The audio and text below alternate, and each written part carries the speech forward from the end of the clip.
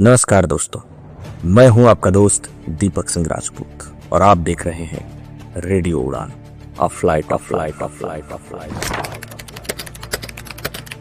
तो यहाँ पे मैं कुछ ब्रेव सोल्जर्स की स्टोरी लेकर के आऊंगा और हिंदुस्तान के द्वारा किए गए कुछ बड़े ऑपरेशंस की जानकारी भी। तो ये आप कहाँ सुन सकते हैं? ये आप सुन सकते हैं द ओनली ऑन रेडियो उड़ान। दोस्तों, दिन होता है 22 अप्रैल 2025 का मंगलवार।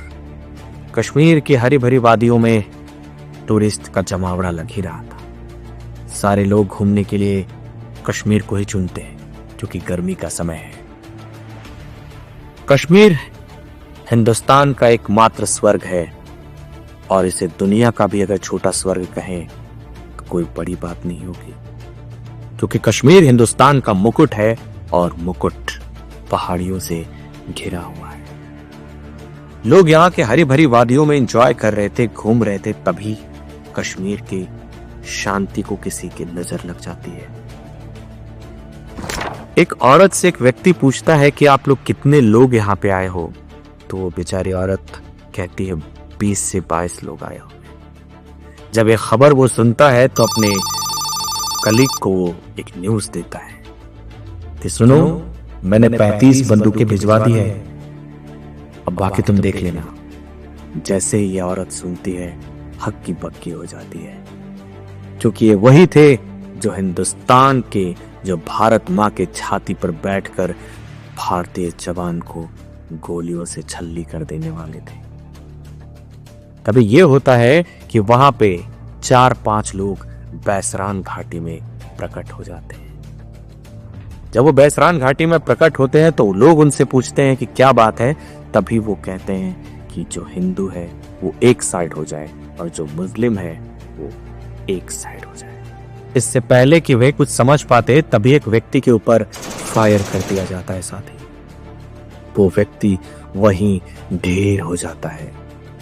हर तरफ चीख पुकार हाहाकार मच जाती है, लेकिन फिर भी उन कसाईयों को कोई रहम नहीं आती। वो एक पर एक गोलियां चलाते रहते हैं, तब तक चलाते हैं जब तक 24 हिंदुओं का कत्ल नहीं हो जाता, 24 हिंदू मर नहीं जाते। उन लोगों को कहते कि अगर तुम मुसलमान हो तो कलमा पढ़ो, अगर तुम हिंदू हो तो साइड हो जाओ। जो मुस्लिम थे उन्हें कलमा पढ़ाकर साइड कर दिया जाता और जो हिंदू होते उन्हें गोलियों से भून दिया जाता। 6 दिन हुए शादी को, एक नेवी की पत्नी हनीमून मनाने के लिए कश्मीर जैसे स्वर्ग को चुनती है, लेकिन उसे क्या पता कि वही कश्मीर उसके सिंदूर को उजाड़ने का कारण बन जाएगी। कश्मीर की पहाड़ियां, कश्मीर की बैसरान घाटी, जहां बर्फ से ढकी चादर के बीच खून की होली खेली जाएगी। एक व्यक्ति वहां पे जिपलाइन ले रहा होता है कि तभी मुजम्मिल नाम का वो शख्स जो उसे जिपलाइन करवा रहा था 3 बार अल्लाह अकबर अल्लाह अकबर अल्लाह अकबर कहता है। बाद में कोर्ट ने यह डिक्लेयर किया कि ये तो नेचुरल चीजें हैं, लोग अल्लाह अकबर कहते हैं, लेकिन उसी समय क्यों जिस समय ये फायर हुआ? पत्नी के गोद में सर रखे नेवी का जवान भारत माँ के लिए शहीद हो चुका था, शहीद हो चुका, शहीद हो चुका, शहीद हो चुका, शहीद हो चुका। कितने माताएं बहनों की सिंदूर उजड़ गई थी, कितने बच्चे अनाथ हो गए थे। जब औरतों ने वहां पे ये कहा कि आप मुझे भी मार दो, तब आतंकवादियों का कहना था जाके अपने पाप मोदी को बता देना।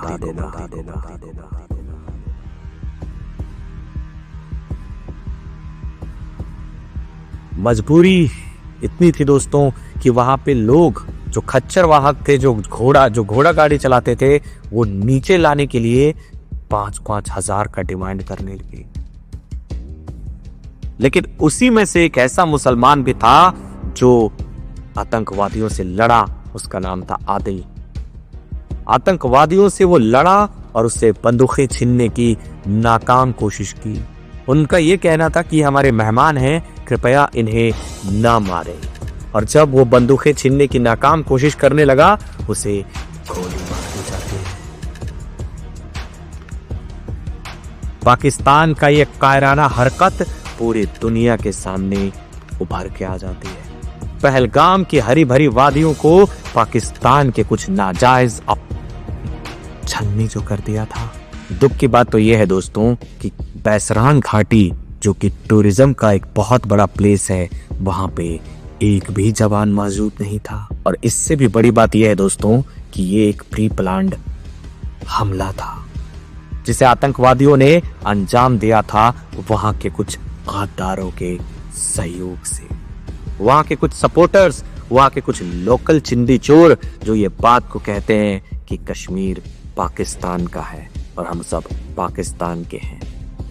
उन चोरों की वजह से, उन कश्मीरियों के पिट्टू की वजह से आज भारत खतरे में है। राजस्थान पाकिस्तान के साथ सबसे अधिक बॉर्डर शेयर करता है, पंजाब करता है, गुजरात करता है, लेकिन सबसे ज्यादा हमला कश्मीर में ही होता है।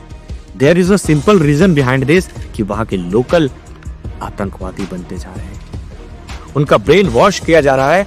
72 होरों के चक्कर में वो लोग अपना संतुलन खोते जा रहे हैं। जब खच्चर पे लोग नीचे आने लगे तो सबकी जान हलक में थी। कोई सदमे में था तो कोई बेहोश, कोई बोल नहीं पा रहा था तो कोई बस रो ही रहा था। इंडियन आर्मी के भेष में ये आतंकवादी, ये भेड़िए अपना शिकार जो कर रहे थे।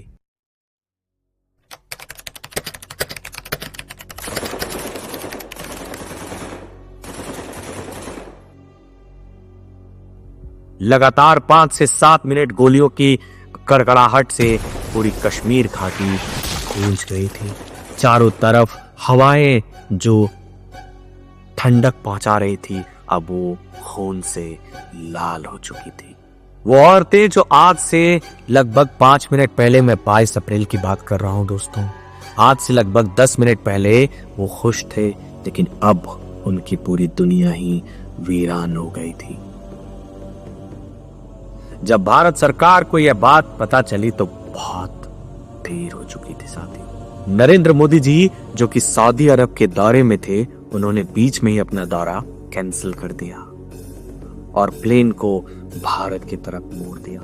जैसे वो दिल्ली एयरपोर्ट पे पहुंचे तो अपनी गाड़ी में बैठने की बजाय वहां पे तमाम मंत्रियों और सेना प्रमुख को बुलाया जाता है। इसका मतलब ये था कि अब भारत बदला लेने वाला है, बदला लेने वाला है, बदला लेने वाला है, बदला लेने वाला है।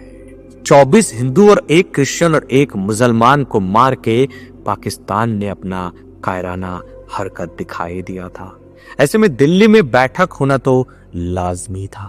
गृह मंत्री अमित शाह और रक्षा मंत्री राजनाथ सिंह लगातार बैठक कर रहे थे। चारों तरफ बस पाकिस्तान और पहलगाम के ही चर्चे थे। हर व्यक्ति के अंदर एक खून उबाल मार रहा था कि अब हमें पाकिस्तान को जवाब देना है। यहां भारत अपने हमले की तैयारी कर रहा था, वहां पाकिस्तान की जान हलक में थी, क्योंकि भारत का प्रधानमंत्री अब कायर नहीं था। भारत का वो यशस्वी प्रधानमंत्री जो पूर्ण रूप से अपने देश को समर्पित कर चुका है। पाकिस्तान को यह पता नहीं था कि भारत कुछ ऐसा भी करेगा और भारत ने क्विक रिएक्शन किया और सिंधु ट्रीटी सस्पेंड कर देता है। जब वो सिंधु ट्रीटी सस्पेंड करता है तो पाकिस्तान में हाहाकार मच जाती है। पाकिस्तान कहते कि हमारे पास तो लो है, हमारे पास ये है, हमारे पास वो है। अबे तुम्हारे पास कुछ भी नहीं है, क्योंकि पूरी दुनिया आतंकवाद को खत्म जो करना चाहती है। लगातार विभिन्न देशों से भारत के लिए प्रतिक्रियाएं आने लगी। अमेरिका के राष्ट्रपति डोनाल्ड ट्रंप कहते हैं हम आपके साथ हैं, कीप इट अप। इजराइल कहता है कि आतंकवाद के लिए, आतंकवाद के खात्मे के लिए हम आपके साथ हैं। भारत अब कुछ बड़ा करने वाला था। कुछ सो कॉल्ड लोग ये कहते हैं कि भारतीय जवान बैसरान घाटी पे इतनी जल्दी क्यों नहीं पहुंच पाई। तो 750 किलोमीटर, 740 किलोमीटर लंबी है LOC और वहां पे विजिबल भी नहीं है साथियों। कोई भी चीज आप इतना ही देख सकते, इवन टॉर्च जलाने के बाद भी नहीं देख सकते कि आपके कितने दूर पे आतंकवाद बैठा हुआ है, आपके कितने दूर पे वो भेड़िया बैठा हुआ है जो आपके शिकार के लिए वहां पे पहुंचा हुआ है। तो उन्हें ये चीज जानना चाहिए कि नीचे से ऊपर जाने में लगभग 1 घंटे का समय लगता है दोस्तों। जब भारत ने पाकिस्तान का पानी रोका तो पूरी दुनिया ये सोचने लगी क्या भारत सही में ऐसा कर सकता है। तो जी हाँ, मैं आपको बता दूं दोस्तों, 5 से 10% भारत तो पानी रोक सकता है, लेकिन अभी नहीं, ये करने में भारत को 15 साल का समय लगने वाला है। भारत लगातार जो अपने बड़े भाई की भूमिका पे दिखाई देता था, जिन्होंने सिंधु नदी, चिनाब नदी का पानी हमेशा पाकिस्तान को दिया ताकि वो अपना रोटी पानी चला सके। 1960 में चाचा नेहरू के द्वारा दिया गया गिफ्ट था, जिसे अब नरेंद्र मोदी जी पूर्ण रूप से खत्म करना चाहते हैं, जो कहीं ना कहीं सही है। अभी भारत में गर्म माहौल ही था कि 6 से 7 मई के बीच में भारत पाकिस्तान के 9 ठिकानों पर बेतोड़ हमला कर देता है। पाकिस्तान के 6 से 7 मई में हुए 9 ठिकानों पर हमले में मसूद अजहर का घर भी शामिल था।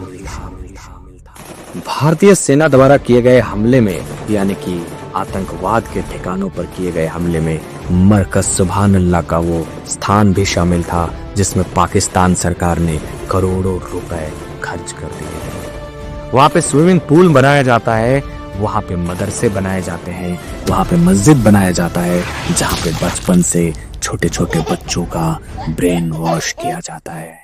तमाम मुसलमान बच्चों को ये बताया जाता है कि तुम्हारा हिंदुस्तान सबसे बड़ा दुश्मन है, और यदि तुम हिंदुस्तान के एक भी व्यक्ति को मारते हो, यदि तुम गैर मुसलमान को मारते हो, तो तुम्हें जन्नत नसीब होगी। ये बात से बच्चा पूर्ण रूप से अनजान होता है कि आगे उसका हश्र क्या होने वाला है।